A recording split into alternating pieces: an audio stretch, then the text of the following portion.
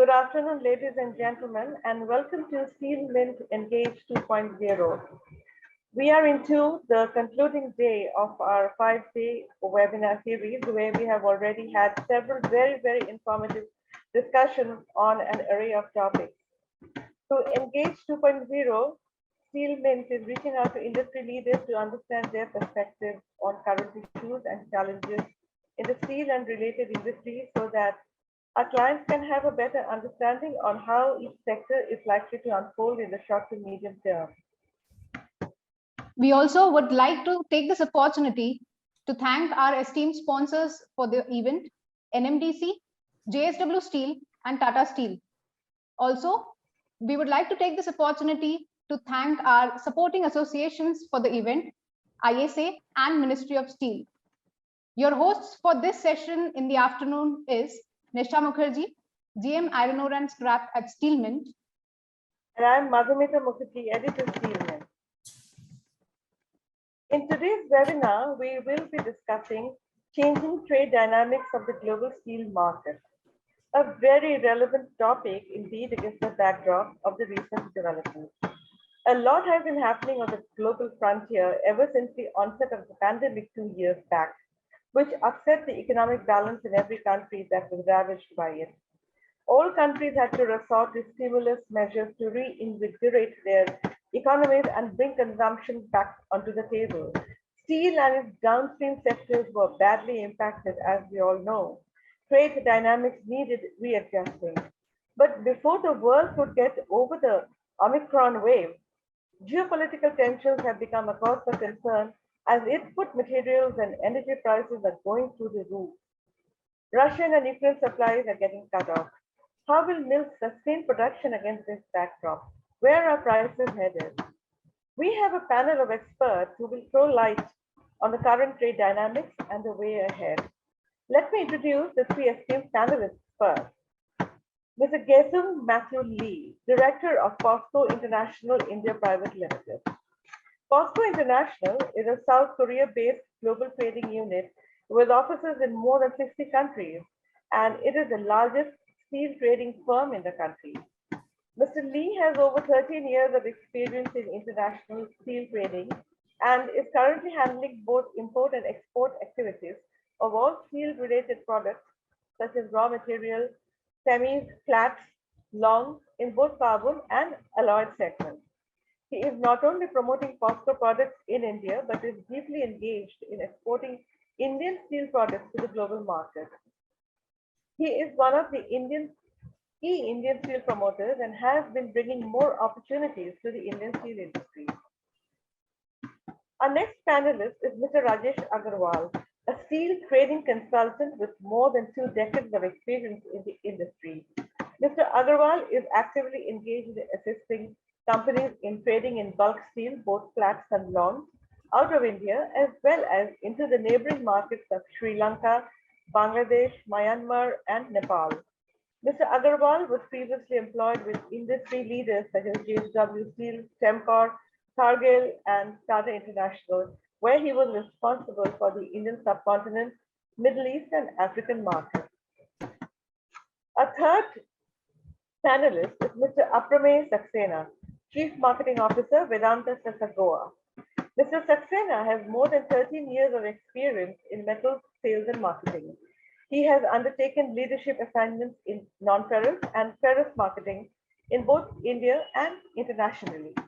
His areas of interest are business development, market research, commodity hedging, and digitization. Over to the panel now. I invite Mr. Lee to speak now.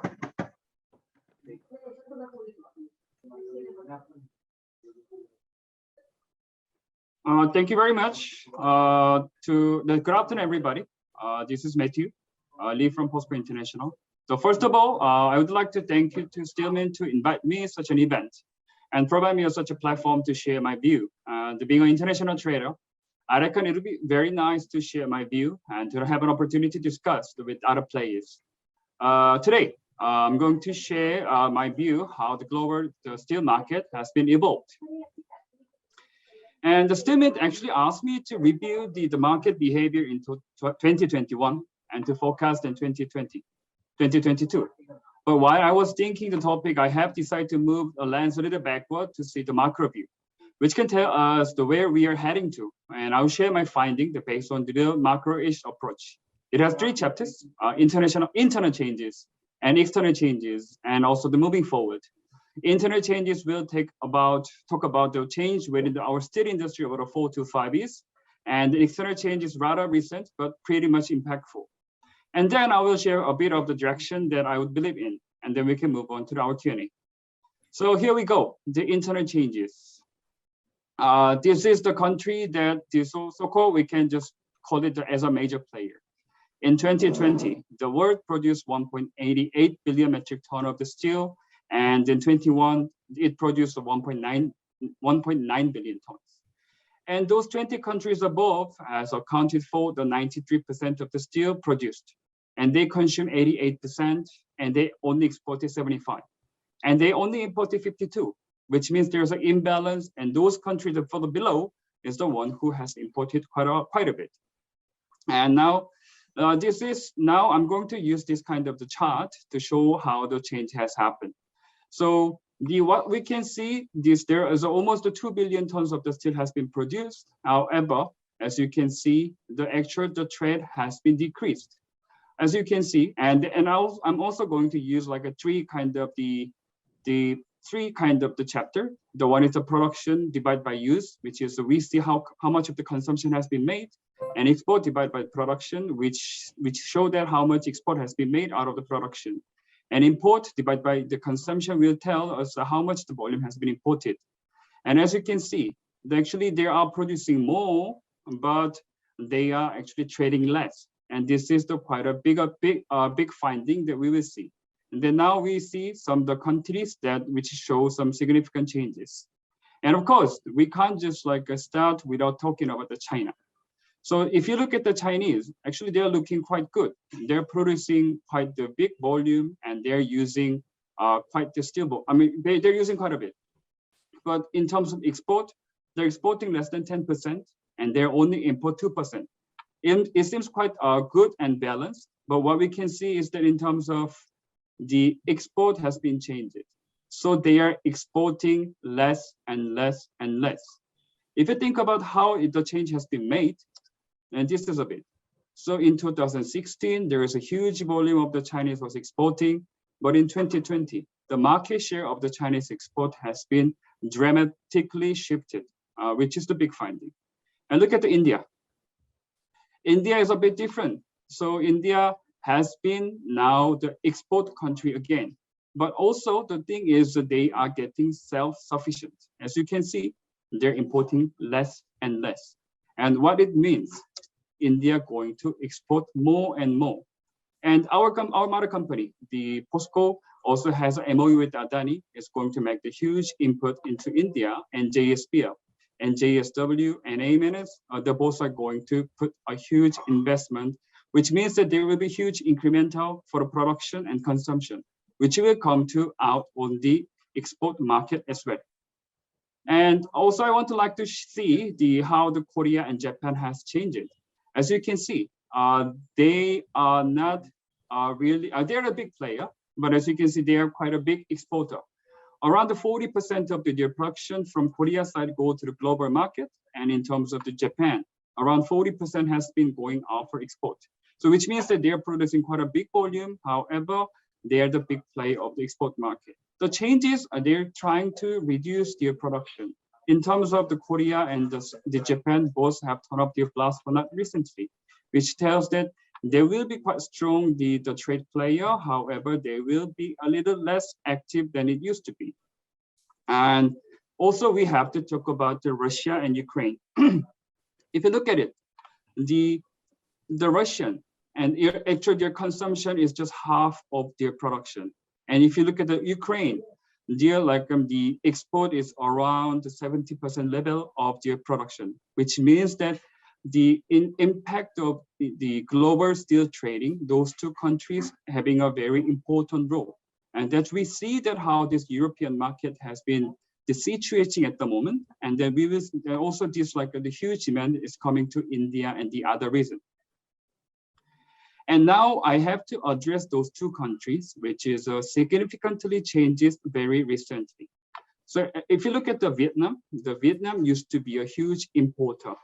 So only production, the consumption, the local consumption, local production just only 35% in actual use of the Vietnam in 2016, but now they're hitting 85%, which means that they have increased the huge domestic production and they're getting the self-sufficient. And how about Indonesia? Also Indonesia, they show the similar patterns of the increase. They are no longer just importing country, and now they're becoming also export market. And the change is quite dramatic. So we also have to think about again, those two countries is no longer just importer. And how about the Turkey and Saudi Arabia, which is quite the big changes. If you look at the Saudi Arabia first, actually they also show the similar changes like Indonesia and the Vietnam. They have increased quite a big volume of the production, which means that they also need less of the steel import. And very interesting point is the Turkey. So in terms of their product and consumption, it's just quite balanced. The point is they're exporting almost 40 to 50% of their production, and they're also importing around 40% of import, which means that they're having a lot of the value added activity. So rather than their actual consumption, they're buying a lot and they're exporting a lot. Now it tells how the Turkey is situated in the global trade market. So this is the external changes we can see and how this changes has been made. This is about the three topics. The first is the ocean trade, and second is energy and the commodity price. And I think also it is very important to address about the ESG factor. The first of all, the ocean trade, it has been changed very recently in here after the COVID. So until then, over the 10 years, actually we don't much cares about the ocean trade. It was like a very inelastic prices. Whatever the prices, FOB prices, just we can simply add it up like $20 or $30, and that just makes sense to everybody. But now what happened? This fluctuation over here is a huge, which means that no longer just we can just assume that what has happened, which means also giving the big impact on the global trade. So now and then at the moment, the price has been rising again, and then we actually in very uncertain situation, what is going to be the next. But what we also have to address it in 2008, actually there was a huge impact has been made, but now no one remember what has happened in 2008. So now we have to just relook again how this like expensive delivery cost in terms of the global trade. And in terms of the energy and commodity price, now just this is like the needless to say, and in ocean trade, the oil prices and gas prices, even the coking coal prices, which is quite giving the big impact on the India as well, and then iron ore price, it's just driving us everybody crazy and uncertain. And then lastly, also we have to talk about the ESG. Currently, the steel industry is amongst the three biggest producers of the carbon dioxide, and therefore we used to talk about, still we are talking about the size, spec, quality, and Incoterms, the shipment and price gadget. Now also we have to talk about the certification, how green we are, how green the product we can supply. There will be another change in terms of the global trade. There will be certain industry which you can buy those certified items. This is not about the quality, and this is not about like ISO 9000. Also, we will have to think about how this change will impact on the trade. So what should we do? This is a very important question, and this is a very open question to address. But I would like to just make the 3 points. The first is the multiple pipeline, and second is the risk taking. In terms of multiple pipeline, is like the role of the trader is more important than ever, because trader needs to introduce the more supply chain to the both buyer and seller. So there was a Chinese, the absolute, the kind of the crown of the steel trading, but there's less Chinese. But like I said, India is the booming, and Indonesia is booming, and Vietnam is booming. So there is a certain opportunity comes, but only the ready one can take this like opportunity to actually make the trade. So all the buyer and seller need to just open up and try to make the more pipelines, as many as possible. But to do so, we also have to face about the risk taking. What it means, So the price is important, but now also we are just looking into the allocation. The allocation matters too. So there is a tendency. I used to buy this one, so I will continue to buy this. But we need to try out unfamiliar origins and unfamiliar manufacturers. Yes, doing this unfamiliar needs, it costs. But however, it will be worth it, because when all the trade dynamic changes and there's only one who get used to this like the challenges, and there will be they can get the reward. So I'd like to just point out all the like buyers and the sellers try to be less picky. So we have to open up. So we have to discuss more, not only price and quality in terms of the operation and the other matters. Once you know each other better, and then you should be able to have the more opportunity. So what do we need to do? So this is what the Alvin Topla mentioned very early. So we have to learn the new things. But how do we do so? So we have to first unlearn what we know.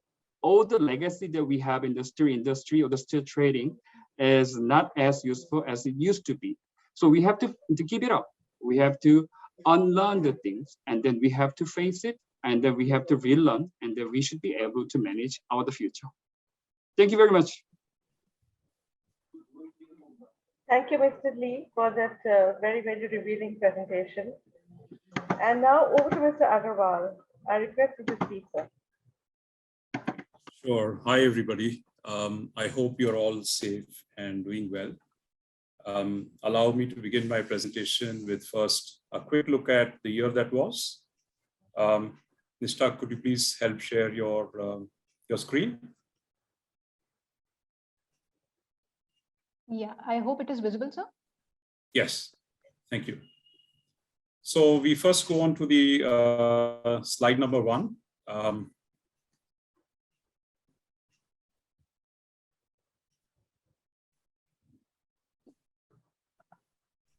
Yeah, I have changed the slide, sir. I hope it's visible. All right, just give me a sec. Okay, sure.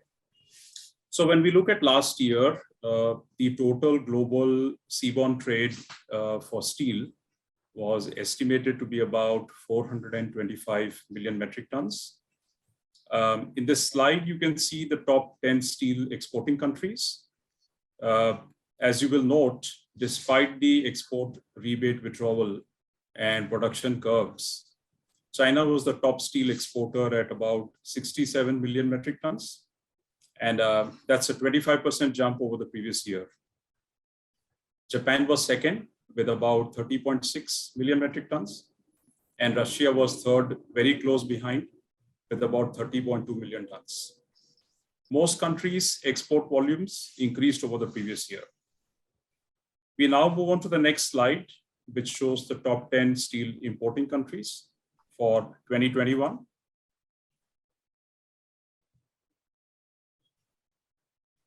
Okay.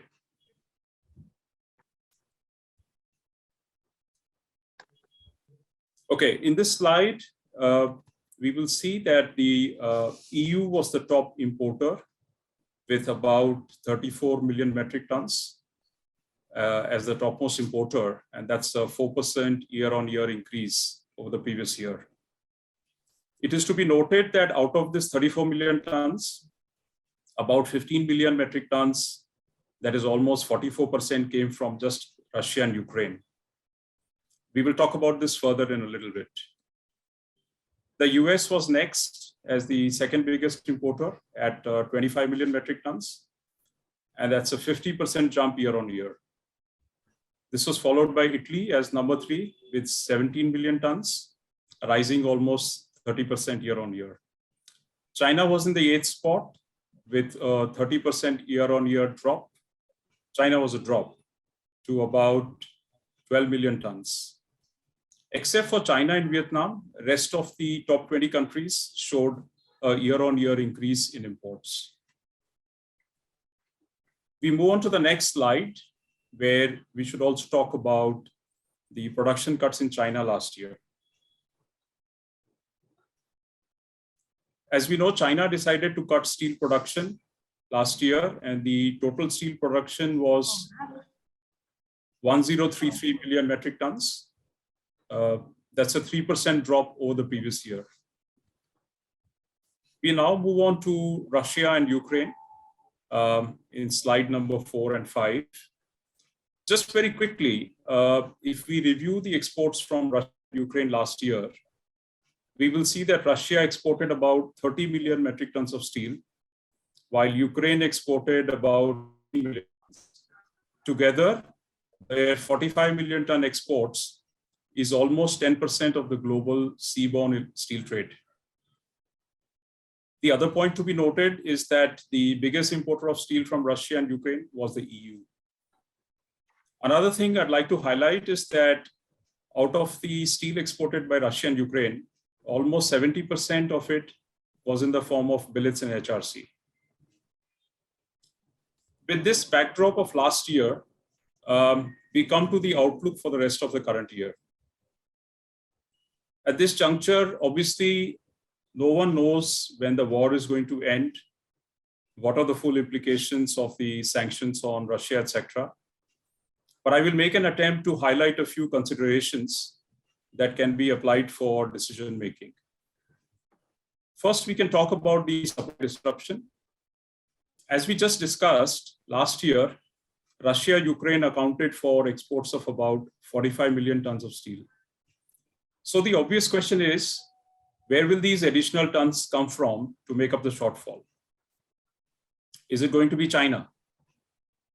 As per the blue sky policy, China is not expected to produce more steel this year than in 2021. In fact, there have been some reports that China may actually produce less crude steel in 2022 as compared to last year. That said, I personally feel that there will be certain products that will be exported in higher quantities by China as compared to last year. Next, is it going to be India? Well, last year, India exported about 20 million tons of steel.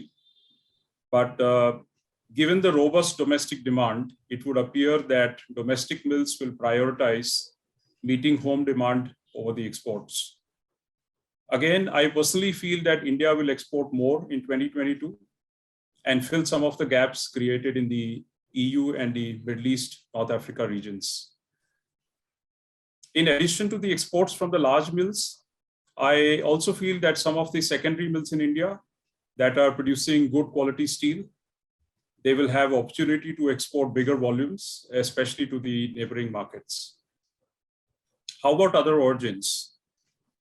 Well, Turkey, we expect exports from Turkey to also increase.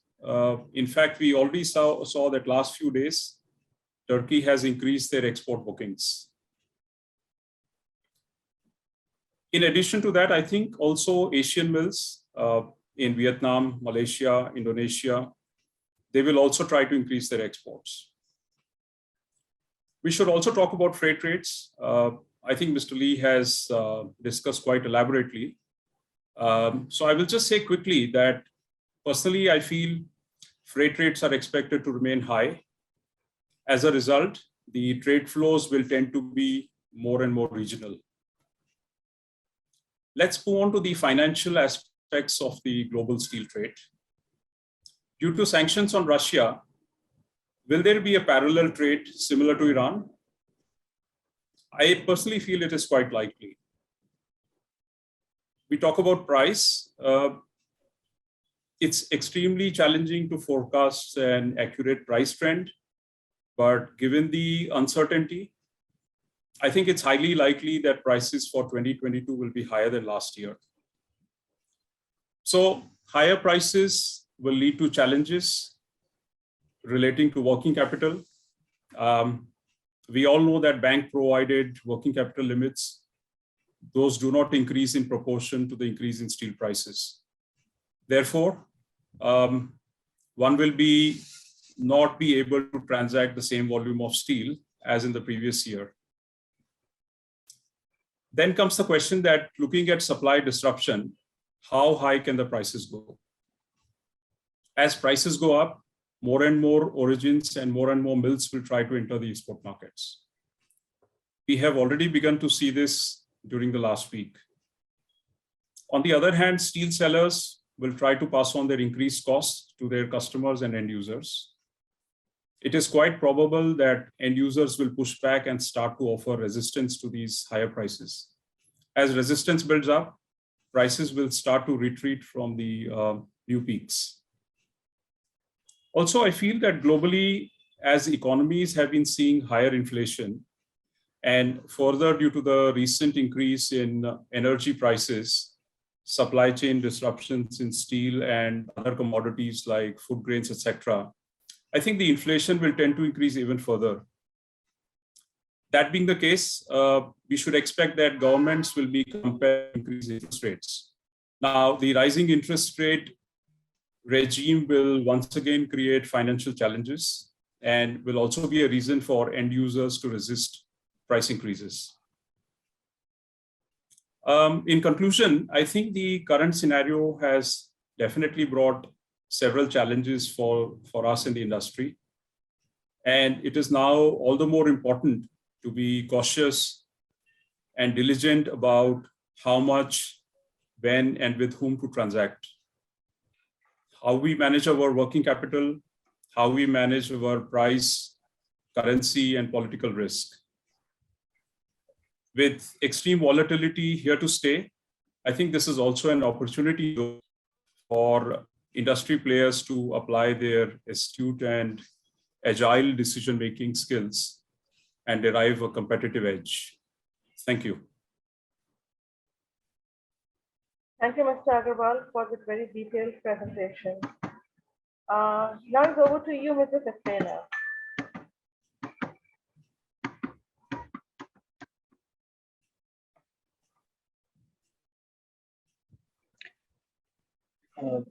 Good afternoon. I hope my slides are visible. Yes, it is.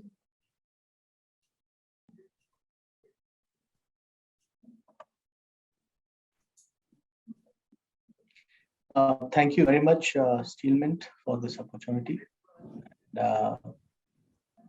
Thanks for all the delegates who are here.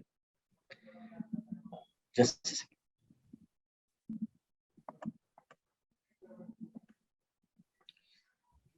So, since I come from an industry of pig iron, my presentation will be focused on one particular product, which is pig iron, and we'll be talking about changing dynamics of global pig iron market.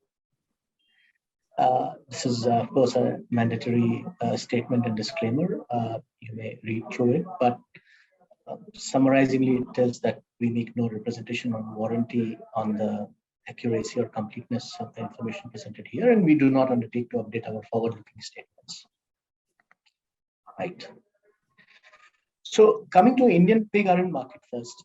Now, there might be a lot of debate on this, but what we did is that, and we'll come to that in the next slide, is that we did a supply side analysis, because we have found that doing a demand side analysis in pig iron is very, very difficult, because it is not a stable market of pig iron consumption. The consumers switch from pig iron to scrap, to pooled iron, to GPI, to different products, and also the mix keeps on changing depending on the demand and prices, right? We think that it is around 4 million tons, so 3.8 million tons. And while when the prices were low, you could also argue that it went up to as high as 5 million tons, 5.5 million tons. But I think, you know, in this scenario, it is more near to 4 million tons. And East is such a big steel hub that almost half of the demand is from the East and the rest half from the rest of India. As far as supply is concerned, India is a bit surplus now with 4.5 million ton production. So we have a pig iron capacity of 7 million ton. Again, it is very contentious because there are many steel mills who have the capacity, but they will decide whether they want to produce pig iron or not, depending on the price and prices of the other metals and their order book, right?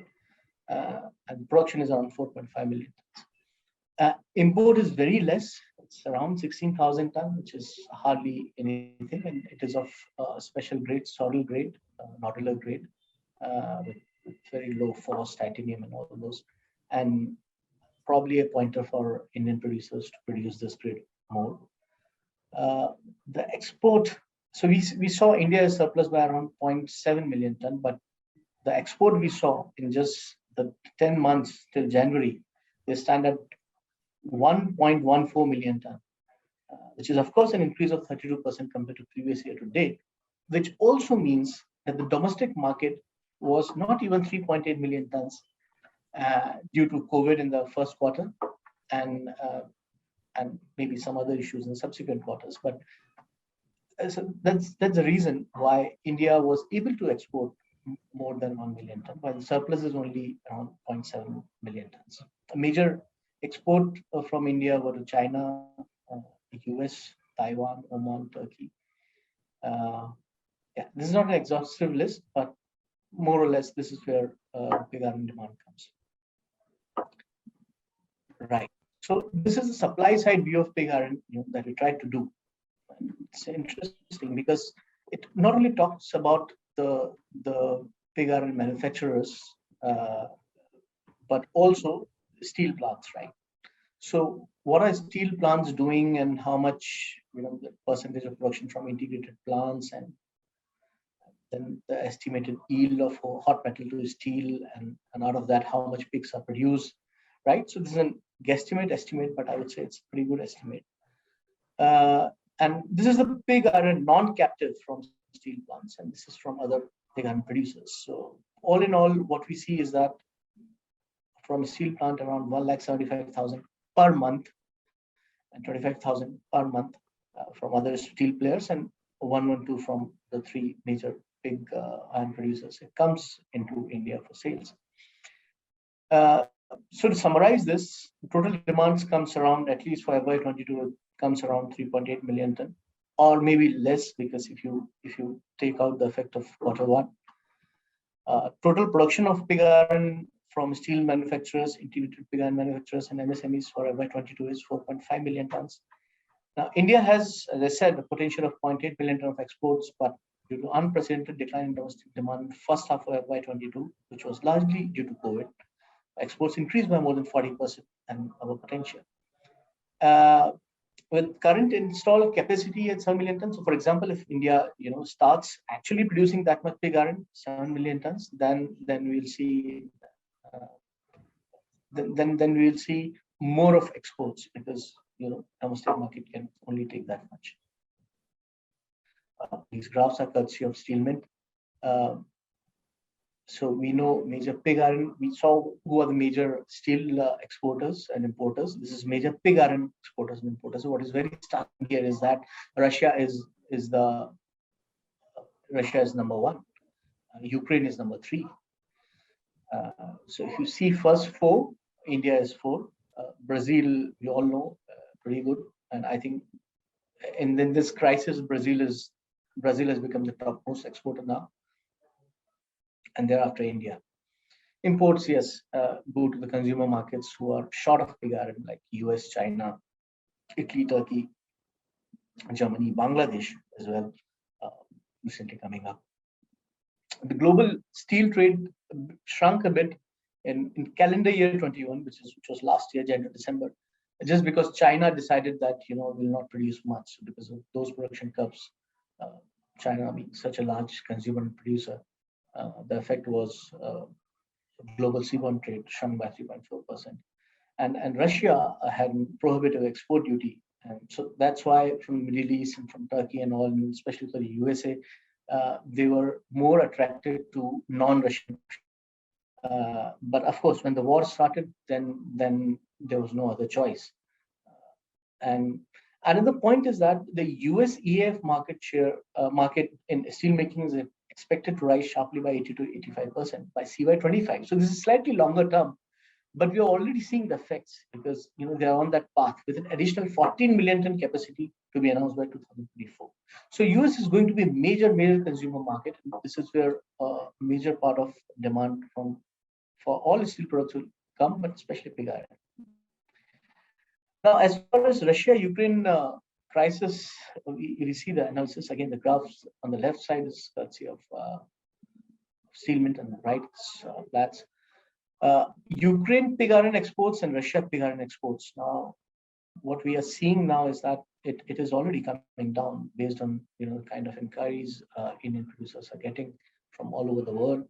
Of course, the rising sea freight has made it very interesting. So it's not just where you would get your pig iron from, but also at what freight you will get it from. This has come into the mix. And we all know Russia is the largest pig iron exporter, and Ukraine third largest. And with this ongoing crisis, countries like EU, US, and Turkey, they are looking east.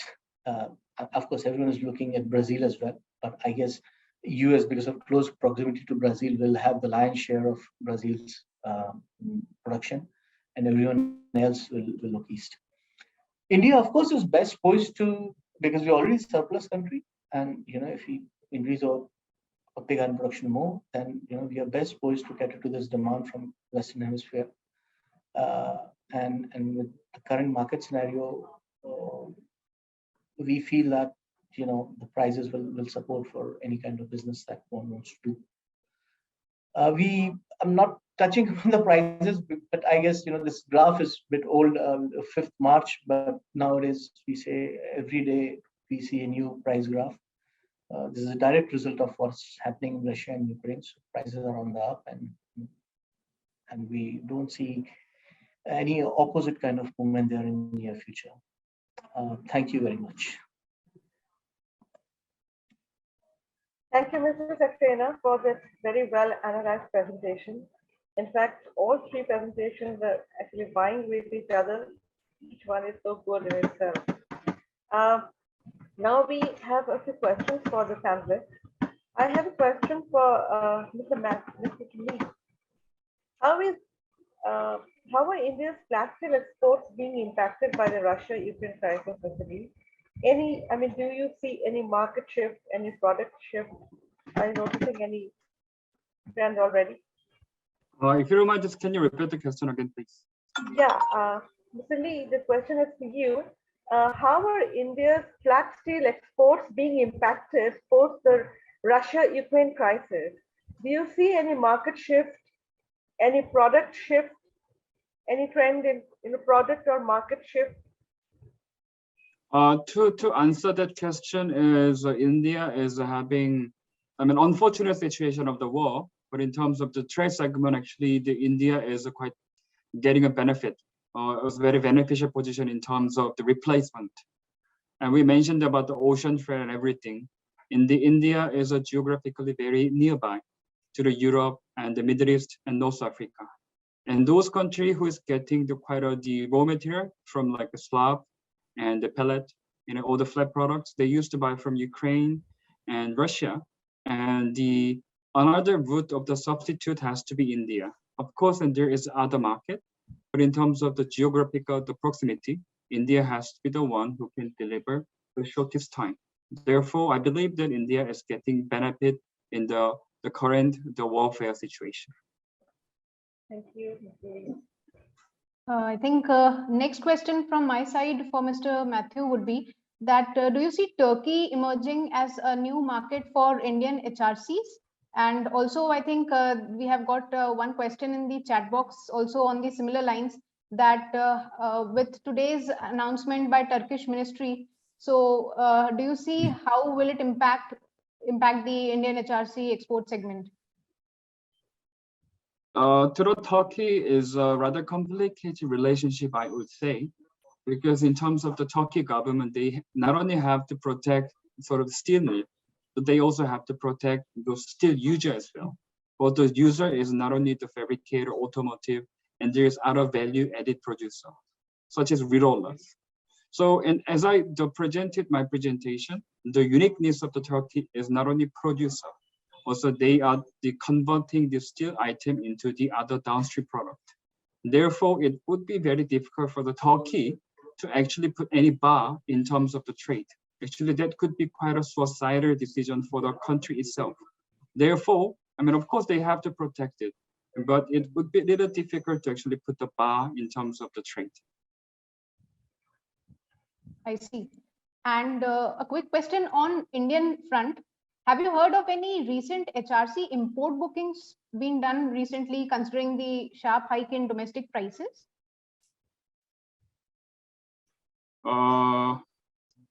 Not really, as far as I know, because India is well protected in terms of the duty, and also the BIS is they're having a significant role.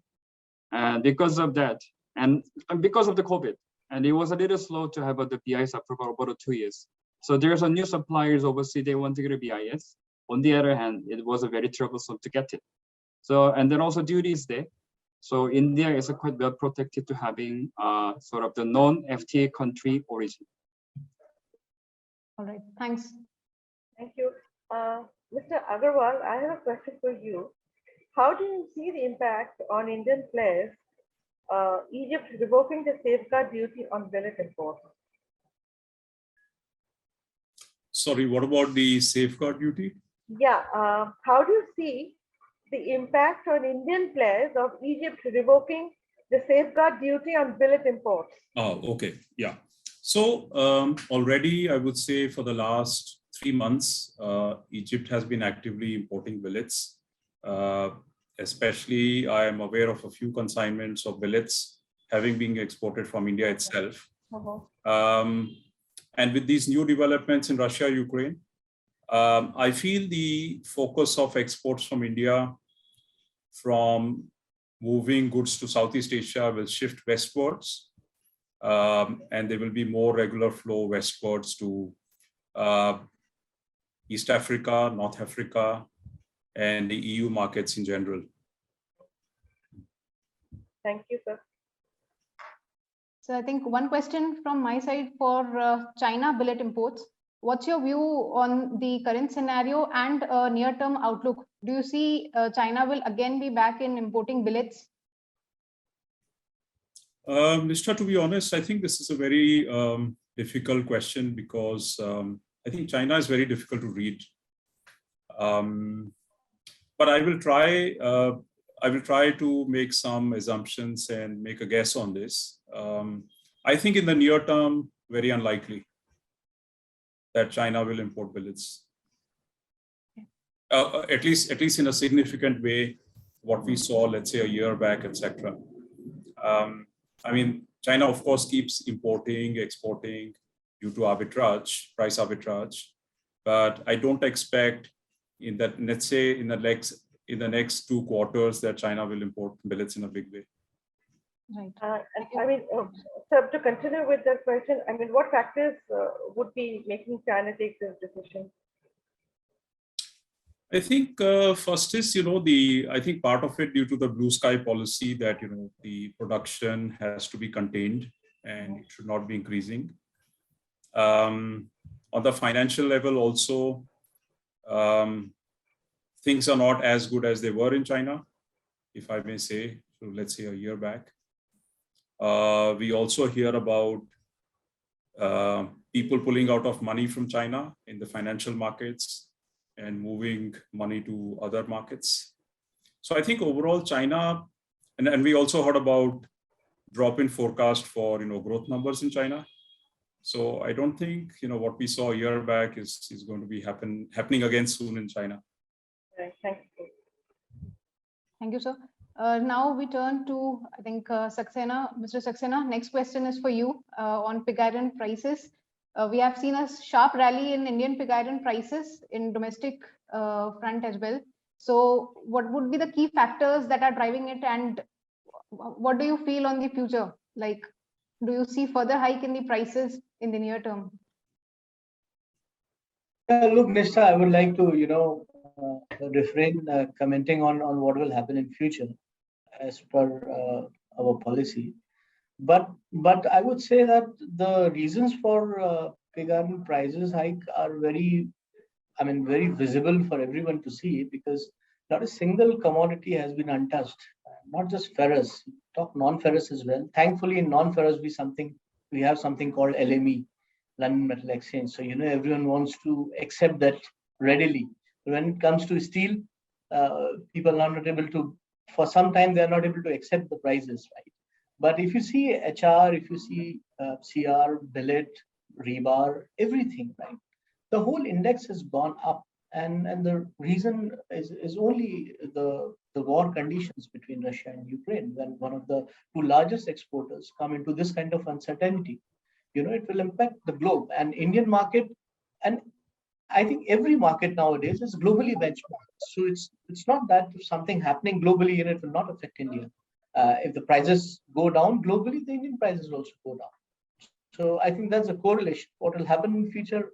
I'm sorry, I would like to resume my comment on that. No problem, sir. Thank you so much. And I think the next question, a common question that I would like to ask first, Mr. Saxena, that how has the freight rates changed? Yesterday in ferrous scrap section also we saw, sharp hike in containers and bulk freight rates being told and discussed. So what are your views and your comments on it? How has been the vessel availability and freight rate changes in the recent past? The question is to me, right? Yes. Okay. Now the vessel availability has been there. I'm talking about bulk vessel. The vessel availability has been there, but at higher rates. So if you are able to pay more, the vessel is available. If you are, if you don't want to send anything near Black Sea, where the war is going on, the vessel is available, right? So vessel availability is there, but at a much higher rate. And Rajesh ji, anything you would like to comment, especially with respect to billet freight rates and to the key markets from India? Yeah, so a couple of weeks back, we saw that the freight market was, loosening and rates were once again coming, let's say, workable for trade. Not back, of course, to last year's levels, but, still not bad, still pretty reasonable, I would say. But again, the rates have started going up quite a lot. Certainly impacts trade in a commodity like billets. And therefore, I think the trade will be more and more regional, as I mentioned, as far as possible. Of course, looking at the situation now with Russia and Ukraine, for example, Egypt or Turkey, they don't have too many options. So they will pay the higher freight rates. But in general, it impacts the billet trading very adversely. Thank you, sir. I have a question for Mr. Agarwal and Mr. Lee. Are there any indication on flat steel quotas in European Union post the Russia-Ukraine conflict escalating into a war? I will defer to Mr. Lee for this. You mean whether the EU lifted this like a quota, right? Yes. European quotas. Have there been any changes? Have there been any, any indications from, out of the European Union? Now I think there is everybody's hope because of the quota end by the June. Their quota, the cycle happens by the July to the next year of the June. So therefore, actually, we are expecting the new quota will be refreshed. And with the last year, when the European has a huge shortage because of the COVID, and everybody was hoping that the quota will be lifted, but it didn't happen. And this one is but it's very personal idea because this war situation, and then the economy is not as good as it used to be. So just lifting it up, actually, that is also could be controversial in terms of the political situation. So I think that they want to continue at the current quota, and they may just think about how to just keeping the regulation there, but what is the other exception they can take. So I think that is the one kind of policy they would consider. Okay. Is there any possibility of increasing the quota, considering that they're getting cut off from supplies from Russia and Ukraine? That one actually I can't comment because I wish I have some idea. Now we do not have too much of time, so we can take just one question from our attendees. Just a second. This is a question, I think, for Mr. Saxena. With Brazil having high phosphorus content pig iron production and the USA generally being a low phosphorus market from the pig iron perspective, will India be able to be a major exporter to the US? I would say yes, but it has, let me put it that way, it has nothing to do with phosphorus because Brazil has always been there, India has always been there, right? Whether or not India will be an exporter, a big exporter to US will depend upon what are the landed price in US, what is the situation in the CIS area, because other than Brazil, the only other alternative is Russia and Ukraine, and what are the sea freights. So I think these things will decide because India, if you see, is also, India has all kinds of grades. India is not just low phos. India also has all kinds of grades. So I would say that more than anything, prices and related things like ocean freight will determine. In near future, definitely we see Indian material going to US, but rather than phosphorus, price will decide. I'll just squeeze in another question also to Mr. Saxena. Ukraine is a major exporter of pig iron, and will the current scenario benefit Indian suppliers? Asks one of our attendees. If you could take that. Did you hear me? Sorry, I only heard that Ukraine is our major supplier. Ukraine is a major exporter of pig iron. So will the current scenario benefit Indian suppliers? Yes. Hi, Kush. So I think, not only Ukraine, but because of Russia and Ukraine as well, of course, it will benefit Indian suppliers because it opens up more markets, and because of the whole price index is up, it opens up that possibility as well that even after high ocean freights, India is able to export. So yes, definitely. Much as we want to continue with this session, there are time constraints, and that was the last question that we could accommodate for this afternoon. Questions which could not be answered in this session can be resent to us, and we will get these answered later by the esteemed panel members. So we have to bring the webinar to a close now. Again, a big thank you to our esteemed speakers, Mr. Matthew Gerson Lee, Mr. Aprama Saxena, and Mr. Rajesh Agarwal, and to our viewers for joining in. Thank you. Thank you so much. Thank you very much. Thank you very much. Bye-bye. Thank you so much, everyone. This is Nishtha Mukherjee signing out. We would also like to thank our esteemed sponsors, Tata Steel, JSW, Steel, and NMDC once again, and the Ministry of Steel and the Indian Steel Association for their relative support. Thank you. I'm Madhumita Mukherjee. Bye-bye.